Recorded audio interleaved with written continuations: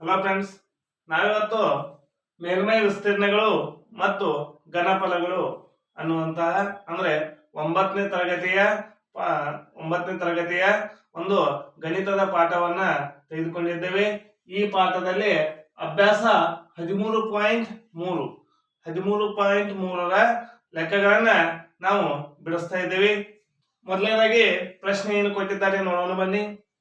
ಒಂದು ಶಂಕುವಿನ ವಕ್ರ ಮೇಲ್ಮೈ ವಿಸ್ತೀರ್ಣವು 308 cm² ಮತ್ತು ಅದರ ಓರೆ ಎತ್ತರವು 14 ಸೆಂಟಿಮೀಟರ್ ಆಗಿದೆ.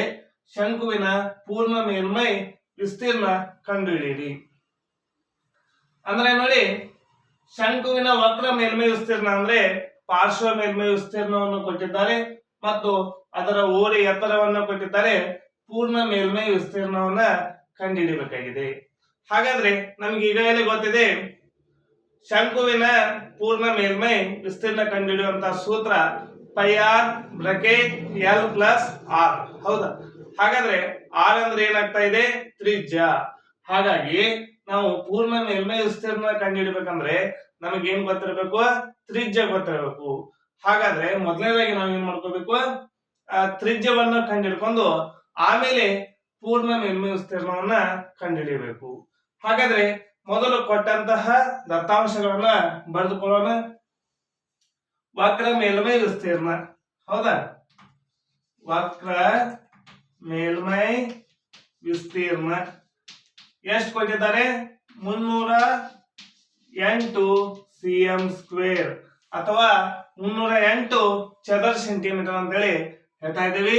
ಮತ್ತೇನ್ ಕೊಟ್ಟಿದ್ದಾರೆ? ಓರೆ ಎತ್ತರ. ಓರೆ ಎತ್ತರ.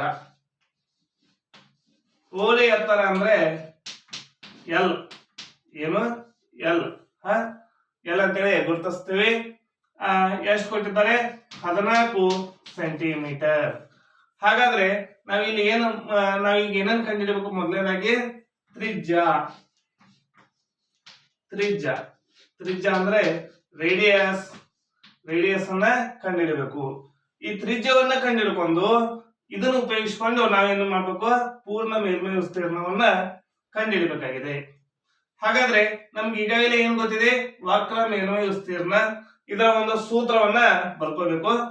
ಶಂಕುವಿನ ವಕ್ರ ಮೇಲ್ಮೈ ವಿಸ್ತೀರ್ಣ ಇಟ್ಕೊಳ್ತು ವಕ್ರ ಮೇಲ್ಮೈ ವಿಸ್ತೀರ್ಣ ಇಟ್ಕೊಳ್ತು πr/l. ಅಂದ್ರೆ π ಗುಣಿಸು r ಗುಣಿಸು l ಅಂತೇಳಿ ಬರ್ತಾ ಇದೆ. ಈಗ ನಮ್ಗೆ ಇಲ್ಲಿ ಏನು ಗೊತ್ತಿದೆ ಅಂದ್ರೆ ವಕ್ರ ಮೇಲ್ಮೈ ವಿಸ್ತೀರ್ಣ ಎಷ್ಟಿದೆ? 308. 308 ಇಟ್ಕೊಳ್ತು π ಬೆಲೆ ಗೊತ್ತಿದೆ 22 7 ಗುಣಾಕಾರ r ಗೊತ್ತಿಲ್ಲ, r ಅನ್ನ ಕಂಡುಹಿಡಿಯಬೇಕಾಗಿದೆ. ಗುಣಾಕಾರ l. l ಅಂದ್ರೆ ಏನು? ಓರೆ ಎತ್ತರ. l ಅಂದ್ರೆ ಏನು? ಓರೆ ಎತ್ತರ ಎಷ್ಟಿದೆ?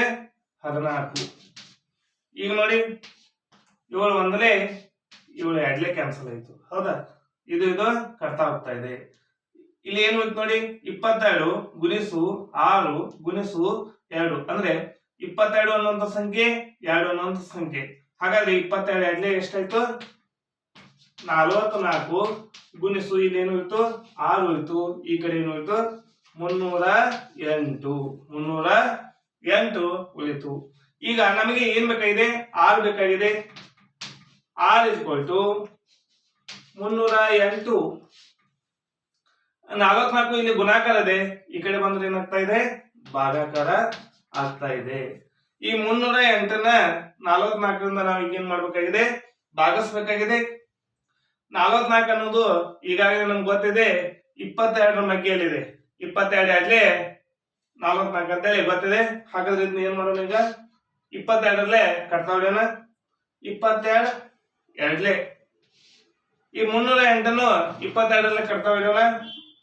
22 ಒಂದಲೇ. ಹೌದಾ? 22 ಒಂದಲೇ ಎಷ್ಟು? 22. 30ರಲ್ಲಿ 22 ಕಳೆದಾಗ 8 ಉಳಿತು. ಇಲ್ಲಿ ಎಷ್ಟಾಯ್ತು? 8 ಆಯ್ತು. 88 ಆಯ್ತು. 22 4ಲೇ ಎಷ್ಟಾಯ್ತು? 88 ಆಯ್ತು. ಇಲ್ಲಿ ನೋಡಿ ಏನಾಯ್ತು? 2. ಇಲ್ಲಿ ಏನಾಯ್ತು? 14. ಹಾಗಾದ್ರೆ 2 ಒಂದಲೇ 2 7ಲೇ 2 ಒಂದಲೇ 2 ಏಳೆ 14. ಹಾಗಾಗಿ ನಮಗಿಲ್ಲಿ ಏನ್ ಸಿಕ್ತಂದ್ರೆ ನೋಡಿ r = 7. r = 7 centimetre. ಅಂದ್ರೆ ತ್ರಿಜ್ಯ ಎಷ್ಟಾಯ್ತು 7 ಸೆಂಟಿಮೀಟರ್ ಅಂತೇಳಿ ಸಿಕ್ತು. ಈಗ ಈ ತ್ರಿಜ್ಯವನ್ನು ಉಪಯೋಗಿಸಿಕೊಂಡು ನಾ ಈಗ ಏನ್ ಮಾಡ್ಬೇಕು, ಪೂರ್ಣ ಮೇಲ್ಮೈ ವಿಸ್ತೀರ್ಣವನ್ನ ಕಂಡುಹಿಡಬೇಕು.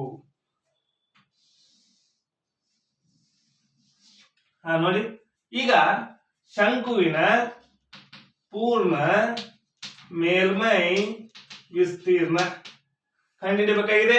ಇದನ್ನ ಕಂಡುಹಿಡಬೇಕಂದ್ರೆ ನಂಗೆ ಏನ್ ಗೊತ್ತಿರ್ಬೇಕು, ಮೊದಲನೇದಾಗಿ ಸೂತ್ರ ಗೊತ್ತಿರ್ಬೇಕು. ಆ ಸೂತ್ರ ಯಾವ್ದಂದ್ರೆ pi R L plus R. Pi R bracket ನಲ್ಲಿ ಎಲ್ ಪ್ಲಸ್ ಆರ್.